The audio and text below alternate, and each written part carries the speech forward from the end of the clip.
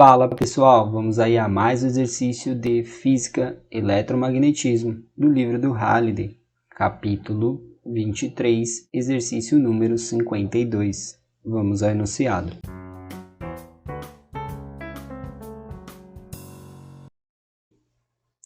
A figura 2357 mostra uma casca esférica com uma densidade volumétrica de carga uniforme ρ igual 1,84 nanocoulomb por metro cúbico, A interno A igual a 10 cm e A externo B igual a 2A. Determine o módulo do campo elétrico. Letra A, em R igual a 0. Letra B, em R igual a A sobre 2. Letra C, em R igual a A. Letra D, em R igual a 1,50A. Letra E, em R igual a B. Letra F, em R igual a 3B. Bom, primeiramente, vamos entender aí o que está acontecendo no nosso problema, antes de sair calculando todas as condições. Bom, a gente tem uma casca esférica, tá? Que ela tem uma densidade de carga volumétrica. A gente pode ver aqui pelo desenho, ó, que é essa parte onde está mostrando aí os maisinhos, tá? Que rotaciona tudo isso. Então a carga só está neste ponto, o restante não tem carga. Isso é importante saber. A carga então está entre um raio A e um raio B, ó. O raio A, que é o interno, que ele diz, e um raio B, que é o externo. A carga está aí dentro, nessa parte total. E ele quer achar o campo em alguns pontos. Vamos marcar esses pontos para a gente ter noção do que a gente precisa calcular. Então ele quer, letra A, em R igual a 0. R igual a 0 é esse ponto aqui, ó. Marca aqui, ó, letra A, tá? Letra B, ele quer em A sobre 2. Então, o raio A tá aqui. A sobre 2 seria a metade. Aqui, que é a letra B. Aí ele quer, letra C, em R igual a A. R igual a A é esse raio. Então, vou marcar esse ponto aqui. Aqui seria a letra C. Na letra D, ele quer 1,5 de A. Ele diz que o B vale 2, né? 2A. Então, se aqui vale 2A, 1,5 estaria aqui na metade. Letra D. Depois ele quer R igual a B. R igual a B seria aqui. Letra E. E depois ele quer em R igual a 3B, certo? Se B está aqui, 3B seria bem fora. Para não ficar tão longe, vou aproximar e vou colocar um ponto que fosse aqui. Tá? Letra F. Então ele quer calcular o campo nesses pontos. Então o que eu preciso analisar? Eu preciso analisar os pontos que ele quer, se está fora, dentro da carga, se inclui a carga ou se não inclui a carga. Então a gente percebe aqui, ó, que o A, o B e o C, ele não inclui nada da carga. Dentro dele, se a gente criar uma superfície gaussiana, né, como a gente tem uma casca esférica, a gente tem simetria na distribuição de carga. Para calcular o módulo do campo elétrico, a gente vai utilizar a lei de Gauss. Vamos utilizar a lei de Gauss para a superfície esférica. Tá?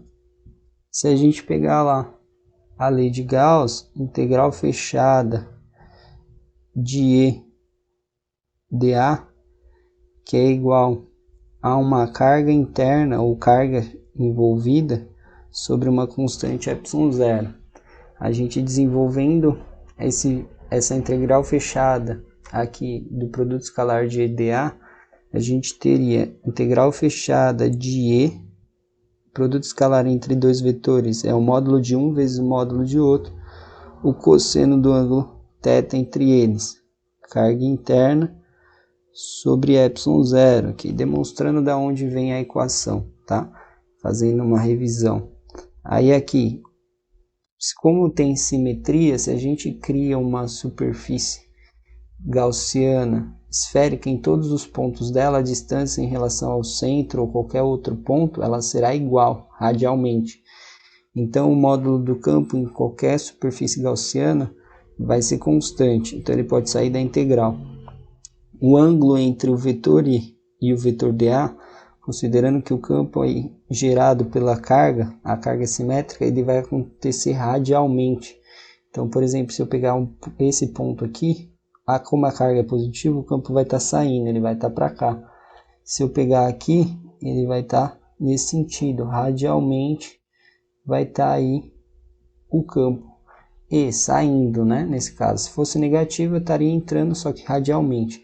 Então, o ângulo entre eles, entre os vetores, é zero, porque eu pego o dA no mesmo sentido do campo. Então, nesse caso, eu teria o dA no mesmo sentido, o ângulo entre eles é zero e o cosseno de zero é 1.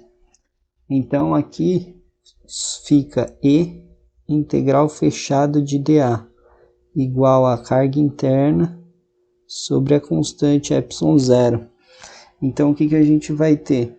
A integral fechada de dA vai dar a área superficial aí esférica. Então, se a gente tivesse, por exemplo, uma simetria cilíndrica, o que ia mudar na lei de Gauss ia ser, ao invés de colocar aqui a área superficial da esfera, a gente colocaria a área superficial do cilindro, tá? Seriam as duas simetrias aí que aparecem.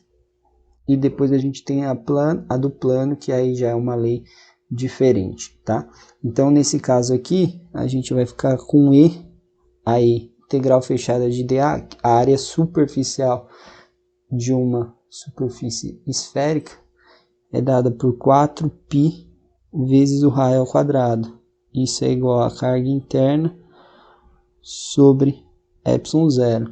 Então, a lei de Gauss para superfície esférica fica que o módulo do campo é igual a carga interna dividido por 4π vezes o raio ao quadrado vezes ε0. Tá? Então, essa é a equação que a gente vai utilizar para definir todos os pontos aí. Então, o que a gente precisa? A gente precisa definir a carga interna em cada ponto. E a gente vai depender do raio, é claro.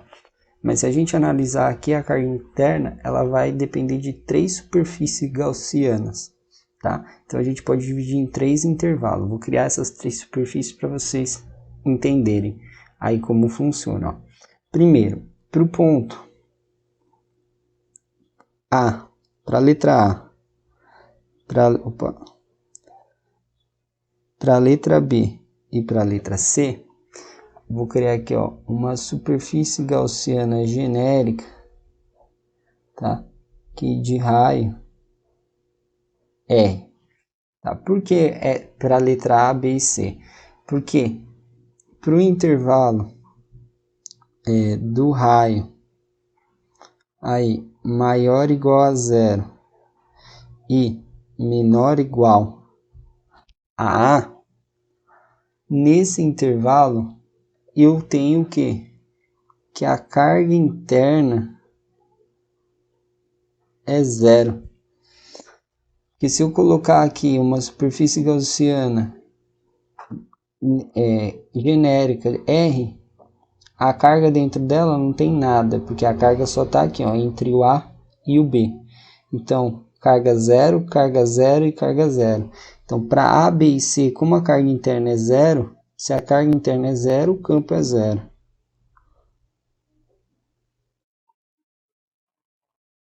Tá? Então, para A, B e C, a gente já resolveu que para R igual a zero, R igual a sobre 2 e R igual a A. O campo elétrico é zero. Por quê? Porque não tem carga. Tá? Carga interna é zero, que é zero. Aí a gente vai para a letra B, ou letra D, né? Na letra D, o que acontece? A gente tem que criar uma superfície, a letra D, ele é R1,50. Então, é uma condição em que o raio está entre A e entre B. Essa é a condição aí, né? Porque ele está dando o R como 1,50 de A, tá? Então, nessa condição, vou criar uma superfície gaussiana. Aí,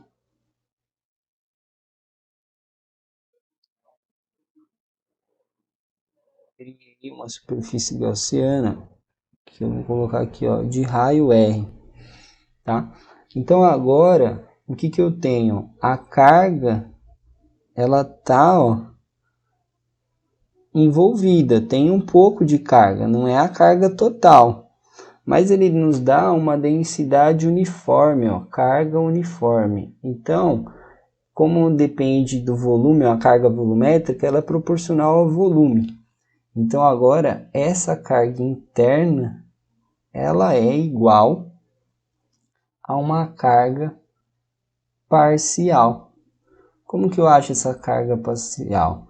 É a densidade volumétrica que ele deu, ρ, vezes o volume parcial.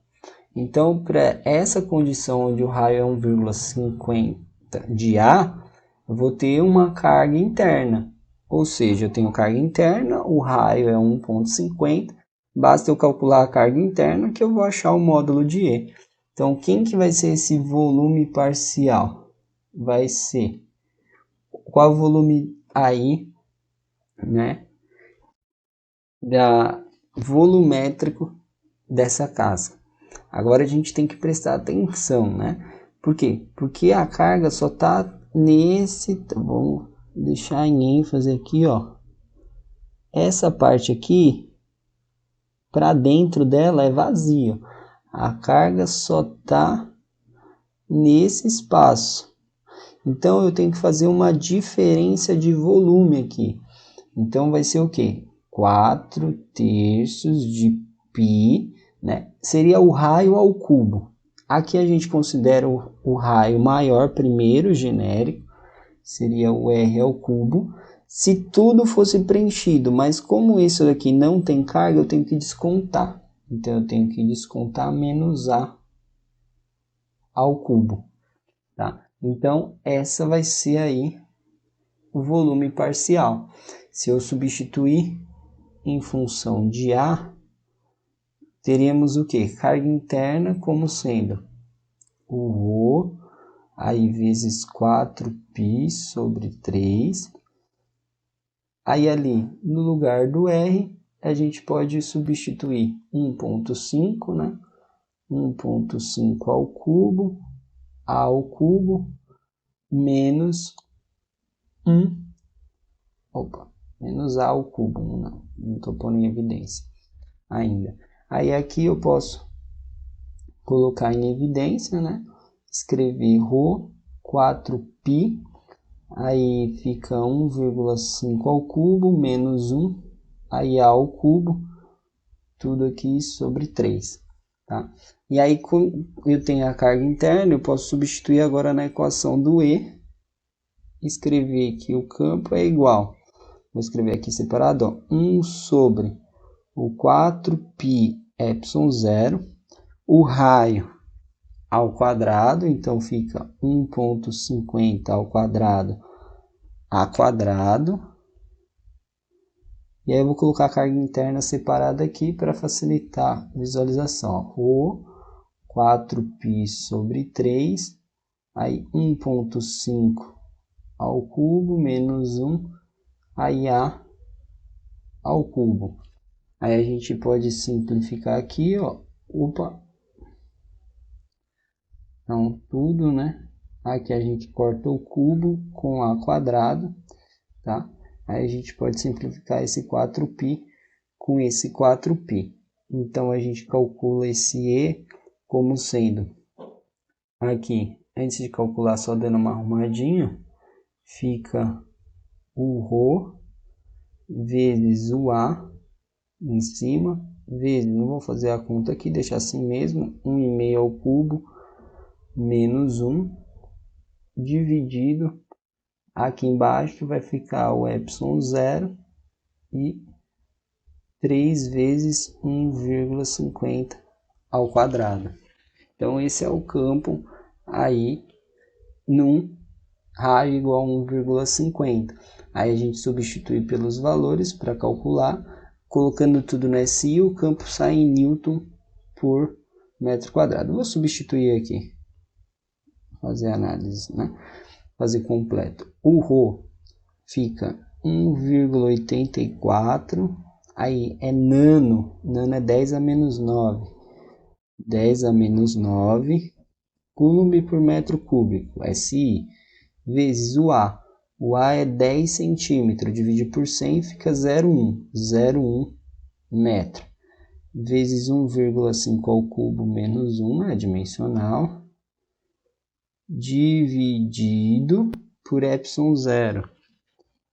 O epsilon 0 é no valor de 8,85 vezes 10 a menos 12 na unidade de coulomb quadrado por newton metro quadrado, vezes 3 vezes 1,50 ao quadrado.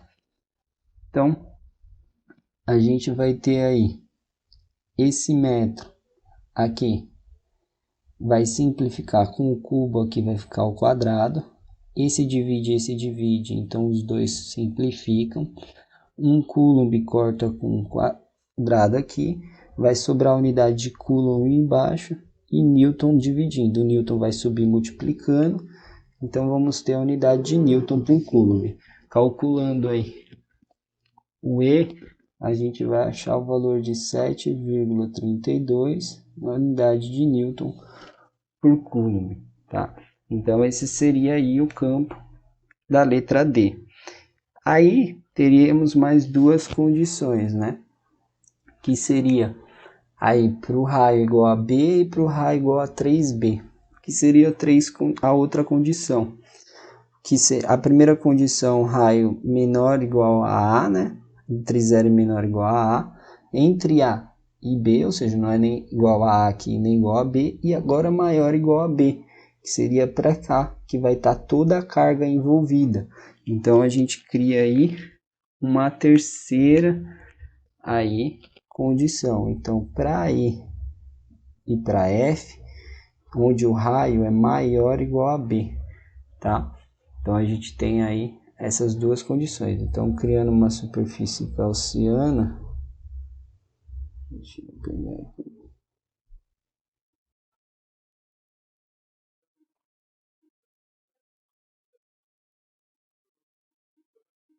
Criando aí a superfície gaussiana de raio genérico R.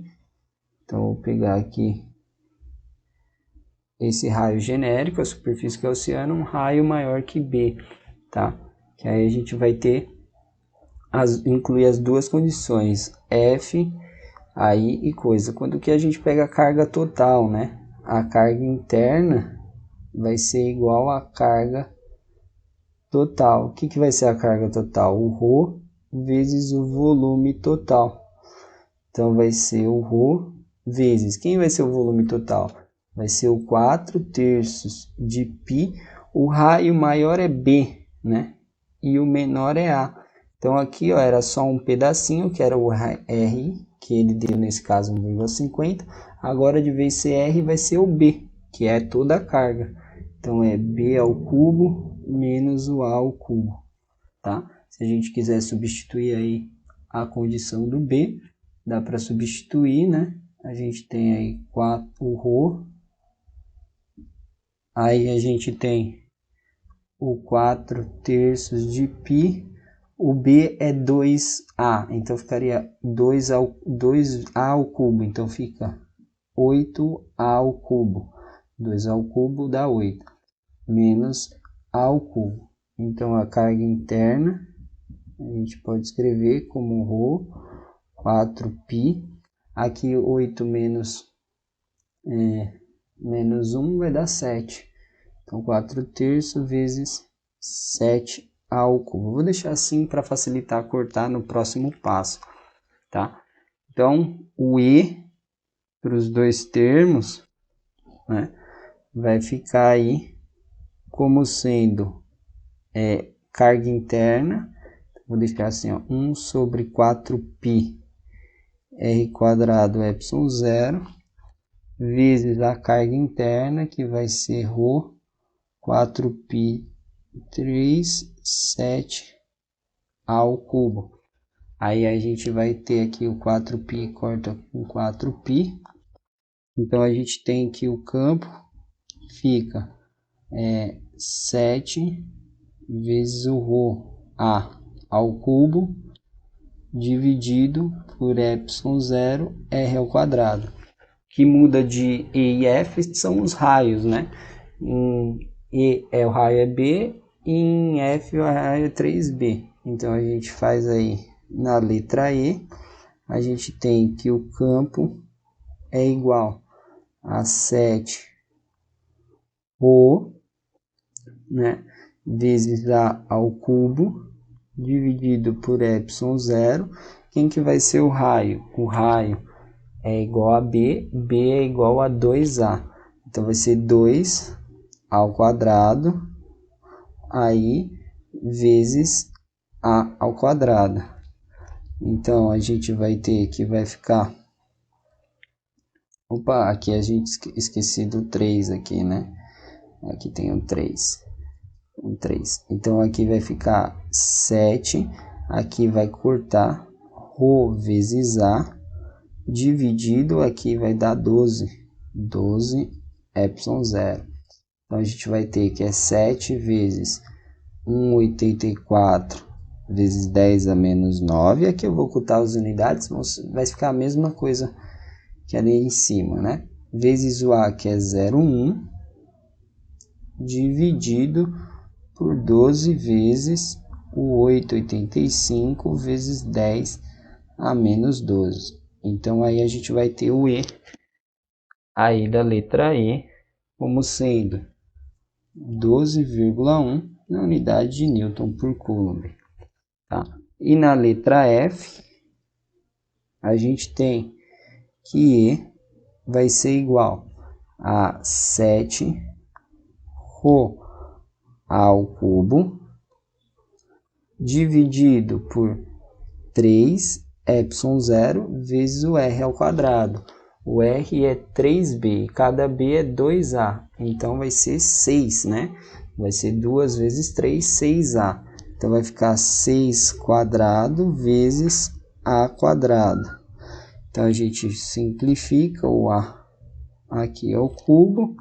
Então vamos ter aí que vai ser 7 vezes o ρ, que é 1,84, vou substituir aqui já, vezes 10 a menos 9, vezes o A, que é 0,1, dividido por 3 vezes 6 ao quadrado, que é 36, vezes o epsilon zero, que é 8,85, vezes 10 a menos 12. Calculando aí, vamos obter o valor de 1,35 unidade de Newton por Coulomb. Bom, espero que tenham gostado da resolução. Aguardo vocês em um próximo exercício. Até mais!